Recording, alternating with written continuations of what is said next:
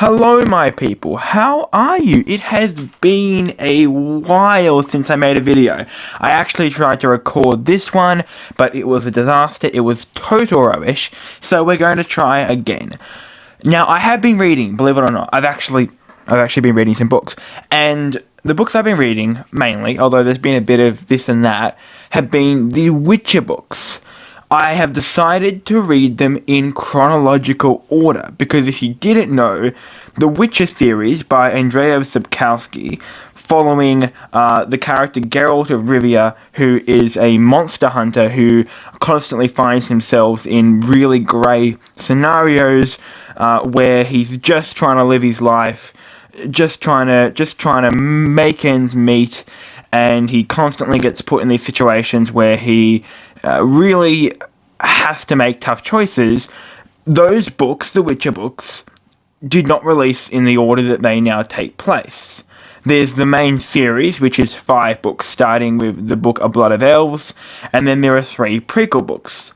I decided to read the prequel books first. And so today, what this is going to be is a book review of the prequel books as a whole and each individual one. Now, we have them up here. I'll just take them down so you guys can see them. We've got ourselves the first one, which is The Last Wish, which is a short story collection. And yes, I have the Netflix cover for this. Don't kill me, it was a mistake. I rectified that with the other 2. There's also Sword of Destiny, which is also a short story collection.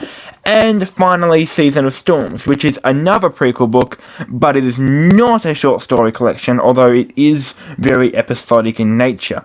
Overall, if I had to rate all 3 of these books, I would say that they do a good job as a collection of introducing you to the characters and their relationship with each other. I don't feel like I have a terrific grasp on the world yet, and the world building is extremely vague, and so is the magic, but there are some really cool themes and ideas, especially philosophical ideas on what is good and what is evil in these books, and there are some terrific characters with some fairly good stories, although when it comes to the short stories, not all of them hold up as well as some of the others. So really, here are my spoiler-free thoughts.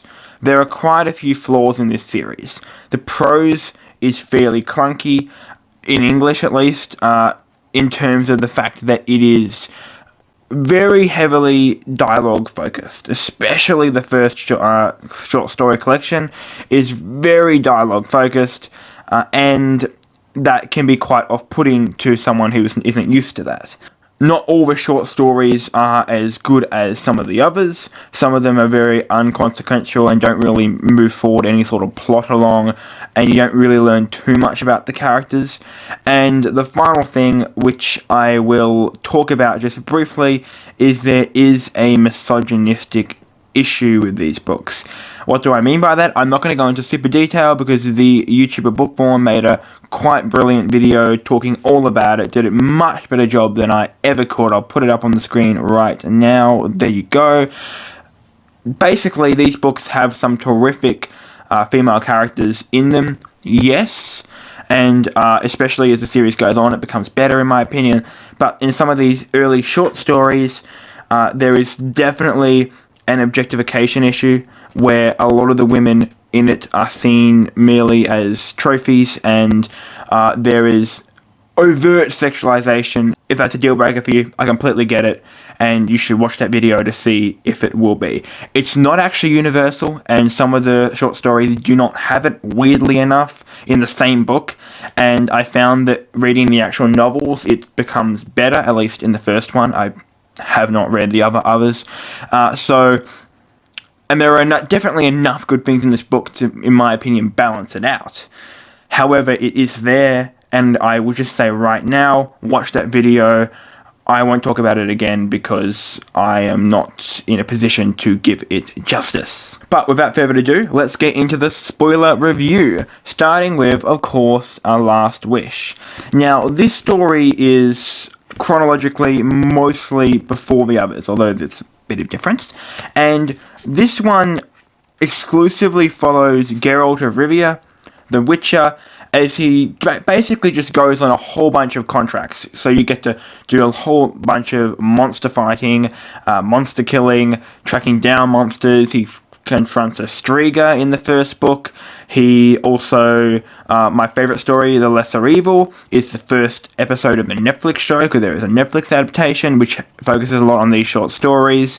There is a really important one for the plot, and that one follows Geralt when he deems that he needs to have his child surprised, which becomes a major theme.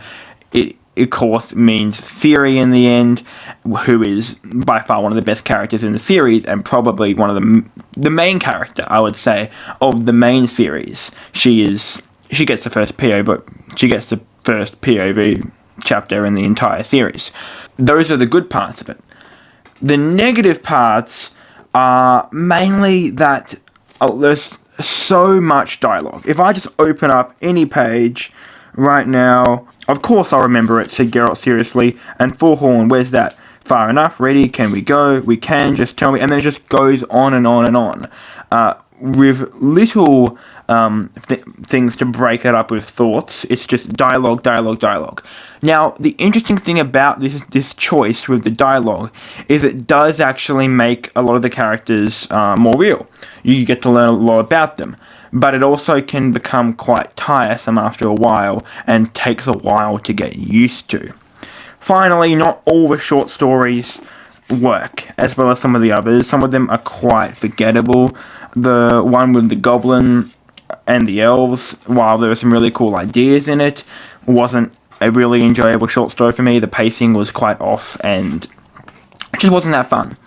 And the short story with the Beauty and the Beast inspired one, while it was cool, it, again, doesn't move forward any plot in any way. It's just Geralt doing a mission. And so I could totally see someone sitting down with this book of a night, reading a short story, just enjoying that. But if you want actual progression or any sort of major storyline, you're not going to get that here. It was good enough for me to continue on with the series, but it's certainly not my favourite book. Secondly, we'll go with Sword of Destiny. Now, Sword of Destiny is one here. It is the second book in the prequel series, and in my opinion, a far superior book to the first one. Now, interestingly, at first I thought this was primarily because of the different translator. I should have started with this, but these books are actually translated from Polish. Andrzej Sapkowski is, of course, a Polish name, and he uses that to have a lot of the series focus on European folklore, which is really cool. But the downfall for us English readers is that I feel like some of the beauty of the writing is lost in the translation, and perhaps the dialogue-focused writing is quite beautiful. It works better in Polish.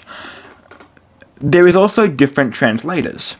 The guy that translated this book, Danusia Stork, I hope I pronounced that right, he is not the same guy who did the narration for this book. The guy who did the narration for this book is, I believe, David French. Let me just see. Yep, David French. Let me just give you that right there. Translated by David French. And so, at first I thought that I was enjoying this book far more because of that translation. And I still think that's the case. However, The Blood of Elves, which is the first book in the main series, has this guy, the Stork guy, Mr. Stork, as the translator. And I really like Blood of Elves. So I don't know anymore. I don't know if it's the translator. I just have no clue. At all. But regardless of what is going on there, Sword of Destiny is marvelous. It's not incredible. It doesn't, in terms of, it's not perfect. It does not fix all the problems of this book. There is a reliance on dialogue that I find tiresome still. Not every single short story is terrific, and the misogynistic issue still continues. However, it is far less prevalent. And on top of that, the short stories are more or less more impactful. The last two in this book, The Sword of Destiny and Something More, are really, really good. Geralt meets Ciri. In Something More, he reunites with Ciri. There's a war going on. There is so much more plot happening in the background than A Last Wish, and I really, really enjoy that. You can see the gears of the world start to turn. And I forgot to mention also, Geralt does meet Yennefer in this book, which is quite a good short story as well. So that is another bonus for The Last Wish. But in the Bounds of Reason, the first book in The Sword of Destiny, there is this really cool dragon hunt, and you meet so many different characters. There are great philosophical musings. You see different people from different areas of the world, and it has a really satisfying conclusion. It feels like quite a complete grand story in just 50 pages. And this book has quite a lot of that. I wasn't a big fan of the short story A Shard of Ice, to be honest, which is the second one. That one was basically just Geralt and a magician just kind of fighting over Yennefer. Wasn't that great. But the Eternal Flame, great, really good short story. Dandelion is in it. He's one of my favorite characters. He is a bard. It was ultimately really, really fun. And it had a shapeshifter. Forgot exactly what they're called, but it's got a shapeshifter called Dudu, who is a really fun character. And actually, I'm playing The Witcher 3 at the moment, and he's mentioned quite a lot, which is really, really cool. I love those little references. And of course, the short story A Little Sacrifice is quite a beautiful, tragic story of love. And it does end in quite a way, but it's not happily ever after, that I appreciate. This isn't a Disney fantasy mythical fairy tale story. It's inspired by fairy tales, but it has a much darker twist to most of them. That isn't just Roald Dahl, Little Red Riding Hood gets eaten, or she gets a gun from her knickers, or however that story goes. Not that they're bad, but this is much more realistic and dark as well. Now, we're done with the short story collections. Ultimately, good. There's a bit of a mix here, but they're ultimately alright. Now we're going to go to Season of Storms, which is the most recent published entry in the Witcher series, and it is set between both these short story collections. A Season of Storms is pretty much Geralt going about his day, doing a job, gets his sword stolen, oh no, and then he has to go on this massive quest where all of these characters, like in a video game, want him to do stuff for them. He gets entangled in all these plot threads, and then they all come together at the end. Quite good, actually. Really a lot of fun. In my opinion, I enjoyed this book far more than I enjoyed the short story collections. It was quite good. I was surprised by how much I liked it. It was quite episodic in nature, that Geralt would do something and then he would finish that task and go on to another task. But because the tasks were connected, and because different plot lines did continue through, it felt much more like an overarching story, and it is a full book. There is also some really cool horror elements and mystical elements in this book that were just incredibly cool. You actually learn a lot more about Geralt. You learn a bit about Dandelion. He's in the book. You learn about the magician, the sorceress Coral, who is quite an interesting character too. Yennefer has a little bit of a cameo. It was quite good. And of course it was translated by David French, who is the same guy that did The Sword of Destiny. Overall, Season of Storms is brilliant. Now, I have heard people complain that the book doesn't really move forward the plot at all because it's set between two books and it was written afterwards, so it can't really do anything to introduce things and then has to wrap them up as well, that it has to wrap up everything it introduces because it's a standalone prequel book. And I agree with that, but the difference with it is because it's a full book, it gets to explore those ideas. It gets to explore those ideas far more than any of the short stories do. And that makes it far more satisfying. And there are some really cool plot threads. There's an evil magician, there's, as I said, there's horror in that. There is there's monsters to fight, there's genetically modified monsters, there's a king that needs help, there's all sorts of stuff, there's love stories.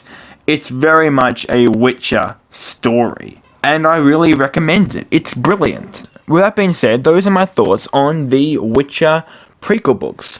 Overall, I do recommend them. They introduce the world alright. They do an okay job, although there's no map or anything, and I don't feel like I have a grasp on it or much of the magic at all. But what they do is they introduce a lot of the characters. And these characters are brilliant. And reading The Blood of Elves, I am finding the book actually far more interesting and satisfying when characters are mentioned and stories are mentioned that occur in these books. So, if you're planning to read the whole series, and it seems like something you're interested in, yes, read these short stories. If you're not sure if you'll like the series though, then I recommend that you actually start with Blood of Elves and see if that interests you, because that is, in my opinion, a far better book.